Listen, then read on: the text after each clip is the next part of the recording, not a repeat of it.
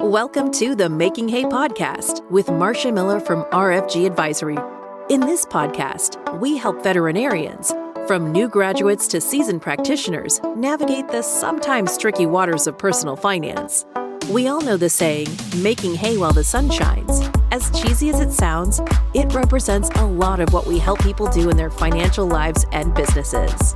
We know each of you faces unique challenges, and we're here to offer advice tailored just for you, anchored in service, stewardship, and a genuine understanding of your profession.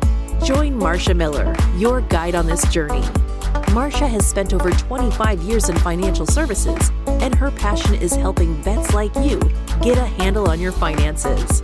Tune into each episode as we meet at the intersection of veterinary practice and financial management. With help from expert guests and insights from Marcia's own experience, we're going to tackle your biggest financial questions head on. Hello, and welcome to the Making Hay podcast with Marcia Miller. Marcia, it's always good to be with you, and I'm so excited to be with you today. Hey, Bill. Good to see you too. It's nice to see you. I was looking over the notes for this particular episode, and I got intrigued. I started naming it in my mind, FinTech meets vet tech, if you will. So that's a pretty good title. We'll see. We'll think about that one. That's really good. Yeah, we have a very interesting guest today. Who might you be talking with? Yeah. So we have Dr. Jordan Hutchison. He's an industry expert and thought leader in the financial technology and financial planning profession. He has held various executive leadership and academic teaching roles in the financial services industry. In these roles, Jordan managed enterprise relationships, assembled wealth technology platforms, spearheaded sales, led product strategy, and coached advisors. He is currently the Vice President of Technology for RFG Advisory Corporate and an adjunct professor for Kaplan's College for Financial Planning. Jordan holds multiple industry certifications, a master's in financial planning, and a doctorate in business administration, specifically in behavioral science and positive psychology. In his recent research, he studied flow theory and work engagement of financial planners. As Vice President of Technology at RFG Advisory, Jordan brings his immense industry experience and passion for fintech to help push RFG to always being on the cutting edge of wealth technology. He works closely with advisors to create new strategies to enhance the client experience through technology, education, and innovation. Woo, what a mouthful. Welcome, Jordan. Happy to be here. Sorry for the long intro of it. I love it. You have a lot of accomplishments, definitely. So we like to call you Dr. J around our office. So that's what everyone at RFG Advisory Corporate knows you by. So we'll go with that today. We're happy to have you here, and we're going to talk about investor psychology and investor behavior and all things that are in your wheelhouse. I love it. Excited to get with that. Yeah, and the Dr. J was I happily embrace it as a great. He was the original Dr. J, a basketball player, was always a very foundational player in the game, and so as a former player myself, many years past retired, and not to the level he exceeded, but I gladly accept it. So I love the title. So thanks. Well, I know you guys can't see the video of this. Hopefully one day we'll have some video on YouTube, but there are basketballs in the background, and Dr. J is 6'7". So he stands tall, and he's a force to be reckoned with in every way. So today we're going to talk about, like I said, investor psychology or investor behavior. I got really fascinated with this many years back and just really dove into some of the research and white papers that I got my hands on, DALBAR's famed investor behavior research paper, among many, and just think, in most cases as humans, our instincts and biases serve us well. But when it comes to money, our brain tends to get in the way, right? That's Tell us about the research that you've been exposed to and get us going on this topic. Yeah, I'll start off with the one that you mentioned that was kind of like the foundation to investor behavior and research was the DALBAR study, and it really showed the difference in what advisors, or what clients are, advisors in client, the returns they were getting in their portfolio versus the actual returns of the fund or the investment that they were investing in. And there was this spread, and sometimes we talk about it in the industry as the behavior gap. And so that spread of the return. So for example, say that the average return of a portfolio gets, let's just say 8%. And then the average return of this client or investor was 2%. There's a spread there. And that delta of the two was quantified as a behavior gap, and that the choices that the investor were making of either buying instead of buying low and selling high, they were doing the opposite. And conversely, selling at the wrong time and buying at the wrong time. And it was creating a spread in actually their returns. And so that research was really foundational that opened the eyes. And then in other parts, the broader behavioral world, two behavioral economists won Nobel Prizes in behavioral economics. And that really was like that stamp of approval, like, hey, this psychology thing in finance is real. We might actually be onto something here that's of value, that's quantifiable, where sometimes, us on the psychology conversation, people are like, okay, like, is this real? Is this, heavy quantifiable things? Because we work in finance, everything is drilled down to that heavy number. So that's a great study. And there's a few more that I always like to cite that we can kick off this conversation with is Vanguard, which is a lot of us are familiar with Vanguard being because it either manages our 401k or, from the funds that we use. But Vanguard even published a study here recently, and they constantly every year update it, that shows by working with an advisor, they help in that 3% spread. And so they add 3% of value to your portfolio return by quality portfolio construction, financial planning tools. Marcia, you work in the vet space. And so understanding that deep understanding of their business structure, the needs, everything from how does pet insurance work to how do you structure your business? These are questions that they probably have one class or something they teach on when they're in veterinarian school, but this is your expertise. You add a ton of value there. And then the third part is just the behavioral coaching, which we'll get into this more, but no one wants to be told, hey, Jordan, you're overconfident, and that might be a problem for your investments.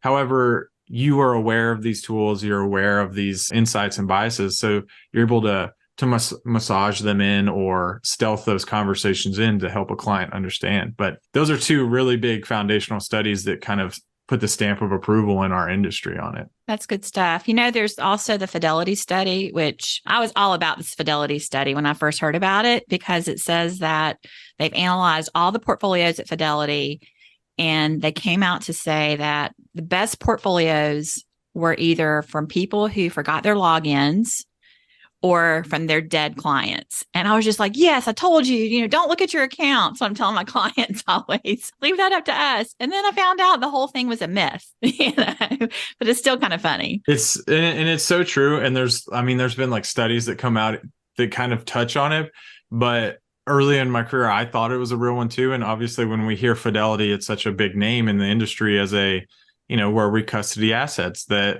we're like, oh, this has got to be legitimate. And so the Fidelity study, there is some good validity to it, though, that a lot of times I use the phrase of like, action is great for your health. So like, yes, we all know we should be exercising for so many days a week, all those things. However, action is not great for your wealth. So always making, if you're constantly trading, there's tons of research that shows that the people that are trading more frequently are actually, when you're putting in costs of taxes and costs of any of those transactions, or even just the trading cost or moving in and out of a portfolio, your returns are lower than somebody that invested, stuck to their risk profile and stuck to the investment goals and objectives they had. So there is a lot of, it is lore in our space, but there is a lot of validity that if you're making good decisions and you're not in there playing around and tinkering with it, that you're actually going to be on a better path. That's so true. So we're talking about all this, and with all of your study and research, what impact does it have, investor behavior, on their financial decisions, on clients' financial decisions or people's financial decisions? Really, what does that mean? Yeah. So the biggest impact, I think, comes in a few ways, but one I'll mention that's, we'll step back a little bit and we'll talk on like some of the softer side of it, which it's arguably the harder side because it's more difficult, but the fulfillment piece. And there's actually so much research showing that people that work with advisors, and there's actually interesting research that actually came out of a large institution in Canada that showed that people that were working within a financial advisor, financial planner, their well-being was actually higher than people that did not. And I thought that was quite unique in the fact that how would someone that's handling your money and all of this impact your well-being? And so understanding investment behavior and how we react, there's so many layers we can go deeper on that. But one I'll mention is just think about your emotions, depending on the day. Where I'm based in Atlanta, Georgia, have horrible traffic here. I think that's pretty widely known.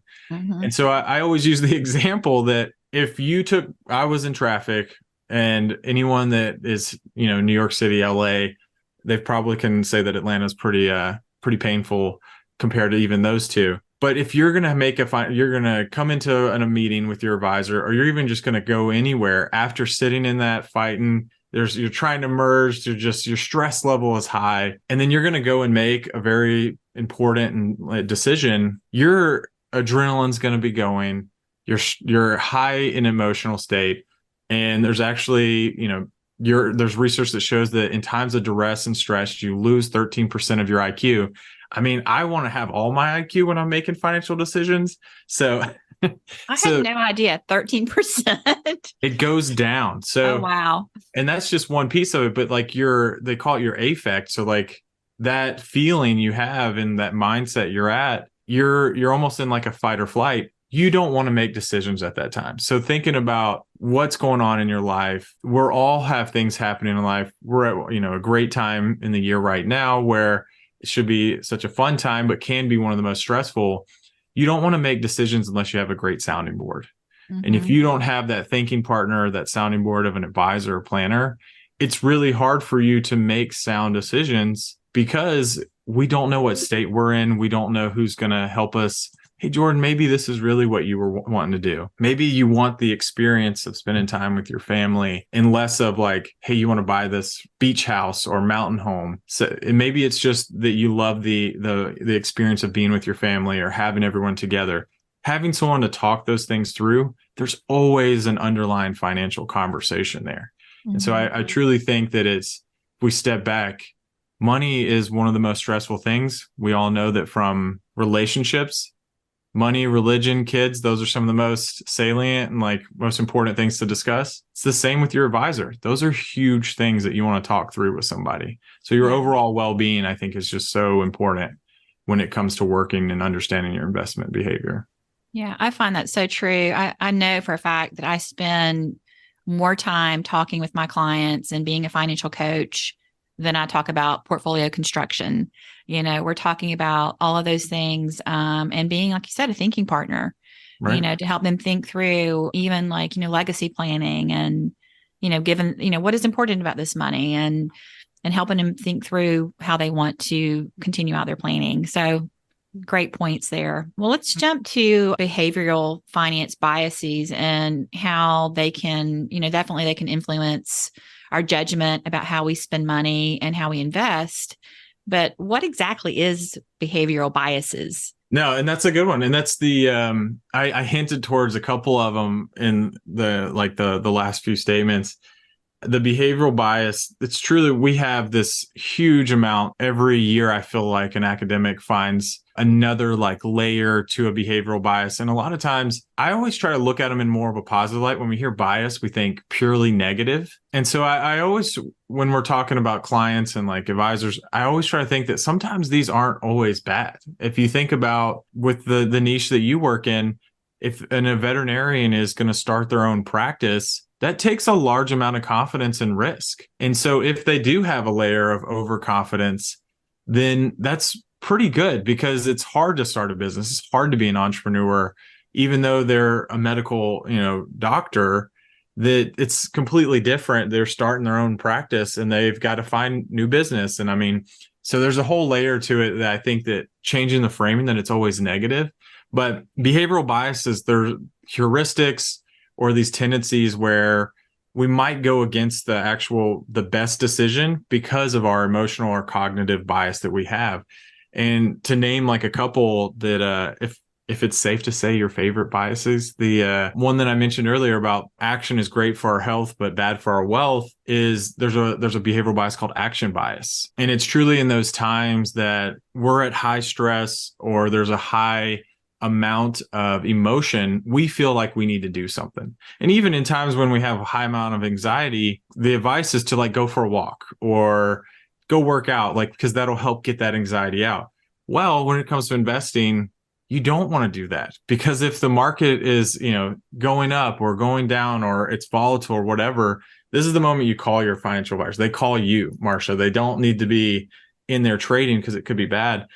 And there's a really foundational study in the around action bias that I think a lot of people would love to hear. Is it was actually done on soccer players and actually keepers, so the goalie. And obviously, I'm a fan of Ted Lasso. People, maybe some listeners are fans of Ted Lasso as well. If you're not, you should go check it out. I think it's a great TV show.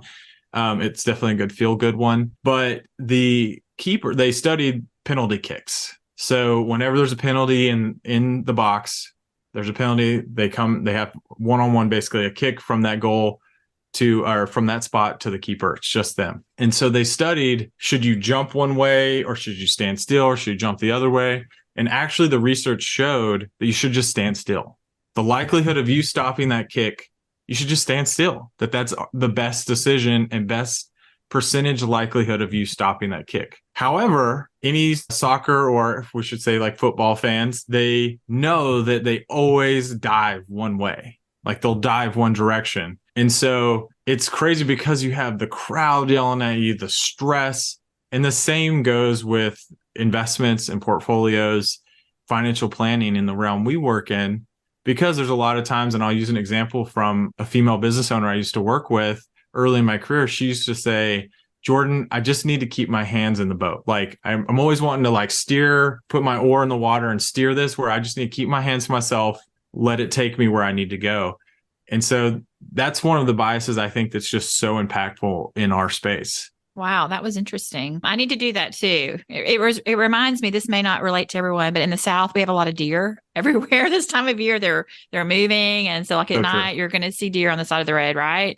And I remember when I was learning to drive, my dad said, just keep going straight. Don't try to swerve and avoid the deer, because that's where you're going to have an accident, Right. And that's so hard to do because, you want to take control, right? So that was good. That was really good.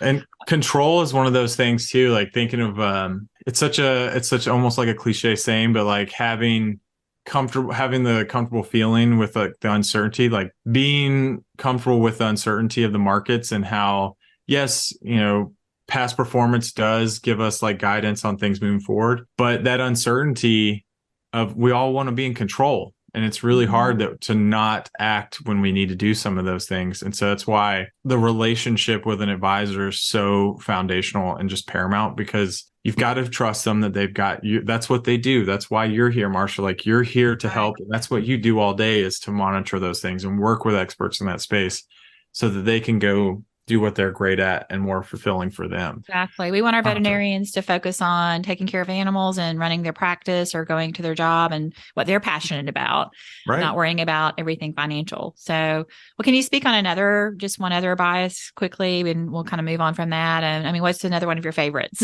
or that's very common that we, I think awareness is really what this is all about today. Is I think if investors can become aware of what they're doing, it'll help them in the future. Yeah, I think a lot of times too, because there's hundreds, there's over 100 of them. There's almost like, I think 200, and no one will ever know every single one. I mean, even people on my side where I teach a designation all around investor behavior, it's still, do I know them and understand them? On some of them, it's just, there's so many, there's no way you could be an expert on every single one, but there are so many that are more salient and more in our space of around decision making around money. And so one that I'll mention, just because I work also in the tech space and we see this one quite frequently, and I think it'll resonate with people who are, if you're using Facebook, Instagram, TikTok, whatever it is, there's a bias that's really commonly known as confirmation bias. And it's known as like the god of all biases. Like it's the biggest one, or it's the boss of all biases in some ways, because it's so strong. And I think that we're not going to go down the political conversation because that's always a slippery slope. But it lives in that space too, because we all have our opinions about so many different things. But I'll go back to like Instagram, Facebook, and TikTok kind of world. Confirmation bias is where we always have this likelihood of we want to always seek out confirming beliefs. So if we have a certain belief about something, we love to go find something that confirms our thought on that. Like, this is the right way to do it. And then you find like one article about it and you're like, yep, see, I was right. I knew it the whole time. And a lot of times it's best to find conflicting so that you can find and, discuss, well, is this true? Or is this me just being really emotional or not broadening my belief about something? And a lot of times with the markets, it's like, well, I use Amazon every day. Of course, it's a great investment. Well, that's might not be true based on what your portfolio is, your life, like what age are you at? What are your goals and aspirations? Maybe you don't need to be. And so confirmation bias, I think, is one of those big ones where if you think about, to go back to the tech one, is when you're scrolling on your Facebook or Instagram story, they're feeding you content that you have already shown interest in. Right. So they're confirming your belief of like, oh, I love, like, maybe I'm not going to say it always is, but maybe part of my Instagram search is making certain foods. And so I'm like, ooh, I love desserts. Well, they're starting to populate all these cool desserts for Christmas time. Like, and I'm like, ooh, I want to make that. I want to eat that. Now I'm hungry. So it's like they're constantly confirming those things. And that's true with technology, but it's also true in just how we make decisions, that we're constantly looking for things that don't go conflicting against our identity as a person or our beliefs. And so I think confirmation bias is another big one that we see in just all decision making, but very purposefully in finance too. Yeah. It kind of reminds me of like herd mentality or herd behavioral bias, where, and a lot of times that works out well. If you follow the crowd and you're investing, staying invested in the S&P 500 or whatever, asset class, and you're staying invested, that usually works. But when people start letting get fear involved and they start selling off, I mean, we all know how that turns out. It's going to sell off to a bottom, and the people who held on are going to, it then has nowhere to go but straight up. Right. So I don't know if that's a similar bias or not, but to me that brought that to mind for me. No, you're 100% right. And herding is a big one too. I mean, it's one of the conversations that, we've both seen all these charts a million times because we've been in the business long enough where you would think some things change, but it's crazy how some things always stay the same. And it's like talking about fund flows, like the flows. And so it goes back to that DALBAR study of when people are buying and selling, sometimes at the wrong time. Herd mentality, a lot of times you think that the wisdom of the crowd is always right. Not necessarily. In some situations, like, hey, where's the line at when I'm, out at this, I don't know, let's say like Six Flags or Disney World, and I'm trying to find like where the end of the line is, or, I see this, where's the shorter line at the grocery store? Maybe seeing where the crowd's moving might be helpful there. But when it comes to the investment world, sometimes it's not. And we see that a lot of times in fund flows where when things are going well or one asset class is going there, everyone's buying in it. And that's probably not the best time because it's already gone up. Exactly. And the same when things are going down, everyone's selling. Well, a lot of times with people that want to be active investors, yes, you might have got it right the first time of like, ooh, I sold right before things got bad. Well, now, like you just said, now you got to find when's the right time to buy back in. And if you were trying to time the market, you're probably going to miss that time. And there's a lot of research that shows if you miss some of the best days in the market, it really impacts your portfolio. And so that's why you now got to be great at timing it twice, not just once. Exactly. I remember 2008, that market crash and the great housing market crash and so forth. And I met so many new potential clients who, said, well, I sold everything off. I'm just sitting in cash right now. I have it all sitting in my bank. I'm waiting for things to calm down. And I would ask them, like, well, when is that? What day is that going to be? And it's just, fear a lot too. We know research has emphasized, we've talked about it today, the importance of staying invested, the importance of the long term and looking at, staying the course being so important. But after all this conversation today, how can we encourage, I guess, with learning more about investor behavior, how can we speak to that to our veterinarians to stay invested and to keep the course, keep putting money in the 401k, even if the market's all over the place? No, I think one of the best is always find someone that you trust, like find an advisor, find somebody to work with. And I'm not here to sell that or be that way to get it where like, oh, you have to use an advisor. Because, there are people that are do-it-yourself, or I even myself have my own advisor. Like I know that, and I am an expert in this world, and I know that there's things that I will overlook on myself. And even the Nobel Prize winning people in behavioral economics, Richard Thaler, he wrote a great book, and he has been actually quoted saying that he's like, humans are bad at making decisions, and I'm one of the worst. Like I'm paraphrasing a little bit there, but he literally has been quoted saying that he sees that's why, because life is hard. Like some of the things in life, having a good advisor to give you that sounding board. And we can't do everything. We can't be the jack of all trades, because then we become the master of none. And so we have that trusted resource, someone to speak to, someone that's going to always be watching out for, hey, this is a good planning topic. This is something we should consider while you're doing what you're great at, is so powerful. And I know I've definitely talked about a ton of research today, but I'll mention one last thing on that, is that there has been some very good research that here recently has showed that looking over like a longitudinal time of people not working with an advisor and then people working with an advisor, that those that work with an advisor have a 2.3 times more amount of money saved and invested. So wow. The fact that you're having that 2 times multiple, almost 2.5 times multiple by working with someone, you're missing out on some of those bad decisions. And it's not like anything wrong. We have life going on. Life is happening. We're always going through some kind of transition in life. Mm-hmm. Is it having kids? Is it having someone pass away in your family? Is it a death, or is it a career change? These are very emotional changes in life that we all will experience at some time. Maybe not all of them, and hopefully not all at the same time, but these are things. And so if you have someone when you're at a high stress or high emotional state that you can talk to, that is in sound mind, is being curious for you, and is coming at a level headed. I mean, we mentioned deer today. We both are in the South, so we get it. But we don't want to be a deer in the headlights when we're making those decisions, because it freezes us. A deer in the headlights is not the behavior we want to feel whenever that time comes. So I think one of the best things that I would always recommend is always step back, think about this decision. Is it where you want to go long term? And always try to find someone as a sounding board for it. And that's why a planner and advisor is just so foundational. Like you need somebody to talk to it about. Absolutely. I totally agree. It's just interesting to see how investor behavior can be kind of one of the most crippling components to investing, right? How do we build a portfolio that we can live with? I mean, I think and preach this all the time that it's not the optimal portfolio is not the one with the highest return. It's the one that my client can stick with, the one that they can stick with long term.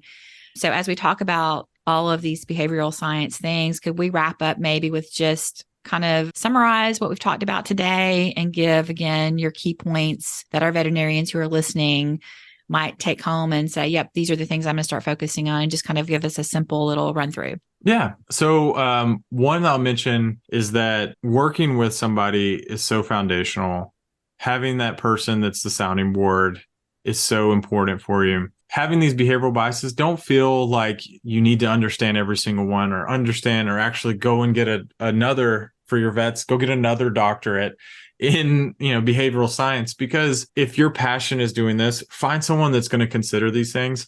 And like in another piece that I'll mention, like what you said about what is the portfolio that's most optimal for them, think about where you want to go and what you want to do. Sometimes I think that is probably the biggest takeaway I'll leave and summarize with is, like you said, the optimal portfolio for you might not be the one that's going to give the best return. And that's okay, because maybe your goals are different, and I would like to believe, and I'll make a strong assumption they are.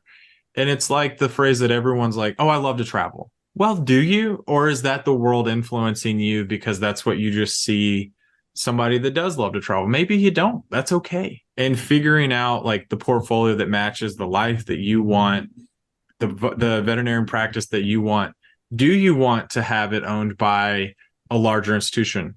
There's nothing wrong with that if that's the business you want. Do you want to run it and have multiple business partners with you? That's if you want it. Do you want it as like a solo shop and it's not scaling to be something bigger? That is, all these are options that you can have. And I think that's one of the most purposeful things that when you're working with an advisor, and that I would always want them to take away, is understanding that, think about what you want. What does Marcia want? What does Jordan want? I think are so important, instead of what does the world think I need, or what does my industry think I need? Because setting those goals, having the investment portfolio that matches your goals and the life you want to live is what's most important there, because that's what's going to have you fulfilled and have you happier every day if you're living the job and the life you want, and less of what someone or the world is influencing you on. That was so good. So well said. So well said. So important. Yeah. Well, thank you, Dr. J. This was fabulous. I hope to continue this conversation on another podcast down the road. We really appreciate you being here. I was happy to be here, and I always love chatting with you, Marcia. Yeah, same to you. Thank you. And I have just one word: deer. It always comes down to deer. Okay. Right? Here in New Jersey, my wife, the first time she hit a deer, she called the insurance agent and she was all upset because the deer bounded off the road. It was during rutting season and it banged into the quarter panel of her car. And she was all upset. And the insurance agent said, Nancy, here in Hunterdon County, New Jersey, it is not a question of if you will hit a deer. It's a question of when you will hit a deer. So, it's so about the same here. It's so true. I mean, I wasn't in the car. My father, when I was actually living in Alabama, we were in North Alabama at the time, hit a deer, totaled his whole car. And then literally, it's so funny you bring, that was such like a great like nugget, Marcia, because literally my backyard yesterday, walked outside. We had like a whole family. We had like a buck, we had a doe, everything in the backyard.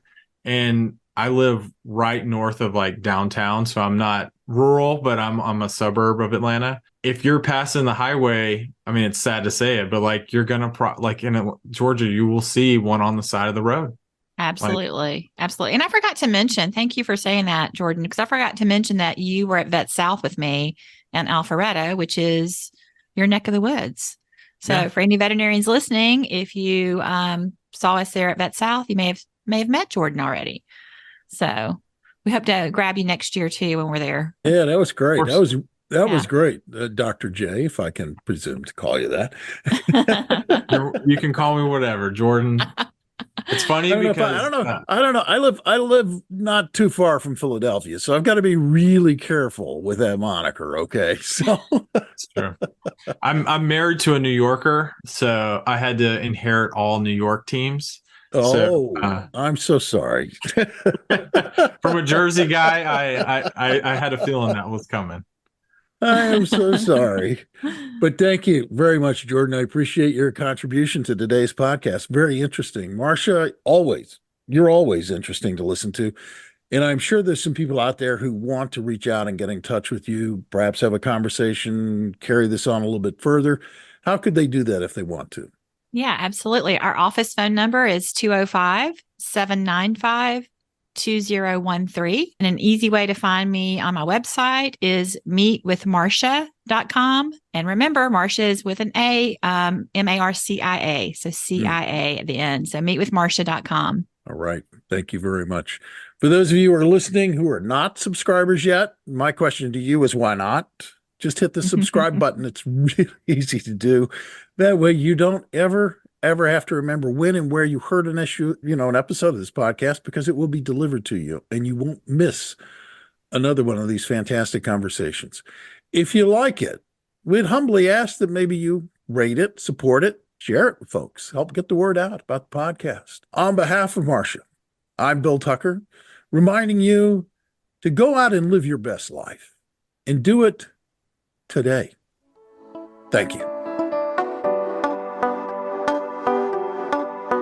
Thank you for listening to the Making Hay podcast. Click the follow button to be notified when new episodes become available. Visit our website at meetwithmarcia.com or give us a call at 205-795-2013. And don't forget to click the follow button to be notified when new episodes become available. Content here is for illustrative purposes and general information only. It is not legal, tax, or individualized financial advice, nor is it a recommendation to buy, sell, or hold any specific security or engage in any specific trading strategy. Results will vary. Past performance is no indication of future results or success. Market conditions change continuously. This commentary reflects the personal opinions, viewpoints, and analyses of Marcia Miller. It does not necessarily represent those of RFG Advisory, their clients, or their employees. This commentary should not be regarded as a description of advisory services provided by Marcia Miller or RFG Advisory, or performance returns of any client. The views reflected in the commentary are subject to change at any time without notice. Advisory services offered by investment advisory representatives or RFG Advisory LLC, RFG Advisory or RFG, a registered investment advisor. Advisory services are only offered to clients or prospective clients where RFG Advisory and its representatives are properly licensed or exempt from licensure. No advisory services may be rendered by RFG Advisory unless a client agreement is in place.